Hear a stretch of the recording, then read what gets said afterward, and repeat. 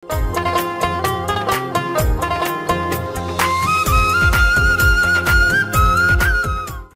ভালো খায়। ঝাড়া ঘাসটা হচ্ছে কি আজিম ভাই, ওটা উচ্চ ফলনশীল ঘাস, তো ওটা উঁচু জমির জন্য। আর ওটা আপনার যেমন 2-4 ইঞ্চি পানিতে ওইটা হয়, যদি আপনার চাষ পদ্ধতি ঠিক থাকে। তো এটা পরবর্তী একটা ভিডিও আছে আমাদের, ওখানে আপনার তুলে ধরবো পরবর্তীতে। তবে ঝাড়া ঘাসটা একটু মিষ্টি, এই ঘাসটা মিষ্টি না, তবে ঘাসের মতো যে ঘাস কোয়ালিটি, এই ঘাসটা ঝাড়া ঘাসটা যেমন আপনার ওই ভিতরে এরকম বাসবে না, এই দেখেন এই ঘাসটা আবার এই। আচ্ছা, ওই দিকটা দিল কেন, এই ঘাসটা পানির ঘাস তো অন্যরকম, পানি থাকা মানে তো একটু মিষ্টি কম আসবে, কারণ সবসময় তো পানি পায়, পানসা থাকবে। তবে ঘাসটা খুব ভালো একটা ঘাস কোয়ালিটি ঘাস, দেখেন এই ঘাসটা পুরোটাই এরকম।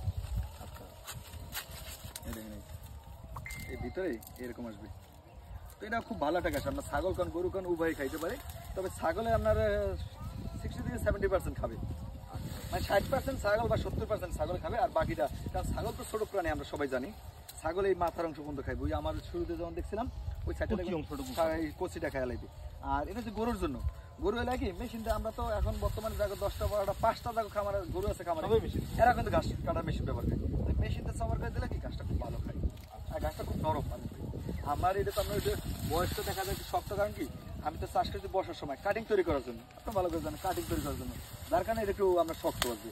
আর যদি কম বয়সে চারা হয় এক্ষেত্রে নরম বাজবে, আপনি চাপ দিলে ভেঙে দিবে। যেমন 1.5 মাস 2 মাস ঘাস কিন্তু আমরা অনেক সময় সবাই অনেকেই বলি যে ঘাস কাটার উপযোগী 40-45 দিন, এটা বাস্তব কথা। কারণ আপনি জমিতে ঘাস কিনে নিলেন, আমার নিয়ে জমিতে লাগাইতে দিলেন, 2 মাস পরে ভাই ঘাস হয় নাই, ওটার ব্যর্থতা তো আমার না। আপনার আগে জানতে হবে ঘাস নেওয়ার আগে যে আপনার ঘাসটা কিভাবে লাগাইবেন, আপনার কয়দিন পর সার দিবেন, পানি কয়দিন দেবেন, এই জিনিসটা আগে মেইন আপনার জানা, ঘাস কেনার আগে এইটা জানা উচিত। কিন্তু আমাদের মেইন সমস্যা কি, যার থেকে হোক ঘাস টাকা দেয়, ঘাস নেয়, নিয়ে লাগাইতে হয় না, কয় এই ঘাস ভালো না, এই ঘাস ভালো। ভাই আপনি যত্ন নিচ্ছেন কিনা, আপনার যেমন 3 বেলা খাবার দরকার হয়, আপনার বা গোবাদে পশু যেমন ঘাস হোক, দানাদার হোক, 3 বেলা দরকার হয়, এই ঘাসের জন্য এরকম একটা খাবার দরকার আছে। ঠিক মতো আপনি সেচ দিবেন, ঠিক মতো আপনার সার দিবেন, এবং মাটির উর্বরতা ঠিক আছে না, সেক্ষেত্রে কী ধরনের সার ব্যবহার করতে হবে, আপনার সেই সারটা ব্যবহার করবেন। এবং মাটির আপনার উর্বরতা ঠিক করতে যদি একটা সার ব্যবহার করেন, কয়েকটা যদি সার আছে, প্রকার আছে, এগুলো ব্যবহার করলে আপনার স্থায়ী সমাধান আসবে। তো আপনি স্থায়ী সমাধান করেন, যেমন আমার এই জমিতে ধান চাষ করতো, ধান হতো, দেখেন এখানে করছিল, আগের ভিডিও আমরা দেখেছিলাম, ধান ভালো হয় না, যার কারণে জমি আমার দিয়েছে। তা আমার এই জমিতে গাছটা হয়তো অনেক সার, মানে কয়েকটা সার ব্যবহার করতে হয়েছে, এখন মোটামুটি ভালো হচ্ছে না। যেমন জিপ সার আছে, পাউডার জাতীয়, যেটা ময়দার মতো পাউডার। জিপ সারের মধ্যে 2 প্রকার। আমরা তো সবাই সাধারণত, আমি বলতে না, সবাই চাই কি যে কোনো দোকানে একটা সার কিনতে গেলে আগে কোনটা কম দাম আছে এটা কিনতে। কম দাম কিন্তু 1 কেজি সার আছে, জিপ সার 40 টাকা কেজি, 1 কেজি আছে আমরা 10 টাকা কেজি। তো 40 টাকা কেজি যে কাজটা হবে 10 টাকা দিয়ে কাজটা হবে না, জীবনে হবে না। আমরা জার্মান ঘাস বেশি 1 দামে, এইটা বেশি আরেক দামে, তো জার্মানের সাথে এটা তুলনা দিলে ভাই জীবনে এটা এক জোটে ঘাস হবে 10 কেজি, জার্মান হবে 5 কেজি 3 কেজি। তো সব ক্ষেত্রে আমরা আগে নির্বাচন করতে হবে আপনার জায়গা, এরপর নির্বাচন করে জায়গা আপনার কোন ধরনের ঘাস ব্যবহার করতে হবে। আপনার আমরা এই প্রসঙ্গে কথা বলি, ঘাস কোন ধরনের জমিতে রেডি করতে হবে, আমি কিভাবে চাষ করতে, আমি আমরা যে কাটিং তৈরি করে দেখাই, আপনাদের এখানে আস্তে চাষ পদ্ধতি দেখাই। এই দেখেন এই ঘাসগুলো অনেক কাহিনী আছে। আপনার আমাদের বেশিরভাগ লোক করে কি টাকা দেয়, ঘাস কিনে নিয়ে যায়, ওই ঘাসে সার ব্যবহার করেন ঠিক মতো, যার কারণে ঘাস হয় না, ফলন না, জিম খেয়ে পড়ে থাকে। পানির ঘাস লাগাইতে হলে এই ঘাসটা তো আমরা 20 ফুট পানিতে হইবে, শুকনো হইবে। আপনার আগে জায়গা নির্বাচন করতে হবে, আপনার জায়গাটা কিরকম। যদি জায়গা অনেকদিন পরিচিত থাকে, যেমন পানির ঘাসগুলো লাগিয়ে যেসব জমিতে ফসল টসল হয় না, অনেকের জমি আছে বারিশ চিপা চাপা করে রয়েছে, একটু ব্যয় ভরে রয়েছে, ঘাস কি করবে, গরু আছে, আর আপনারা আর কিছু ঘাস নিয়ে লাগাইতে পারেন। তো ওই ক্ষেত্রে আপনার জমিতে 3 থেকে 4 দিন 5 দিন ফালাই রাখবেন।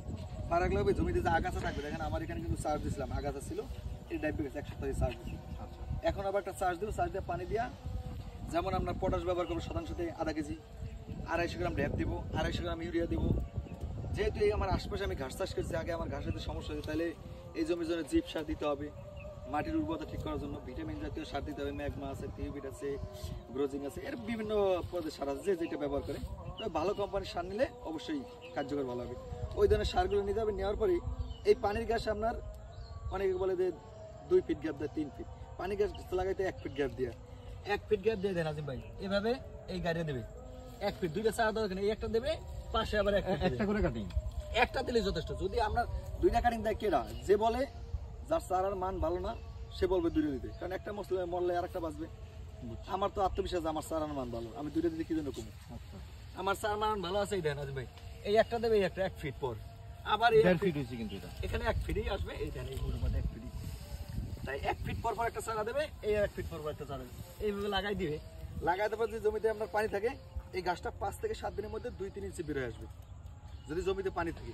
আর কারণ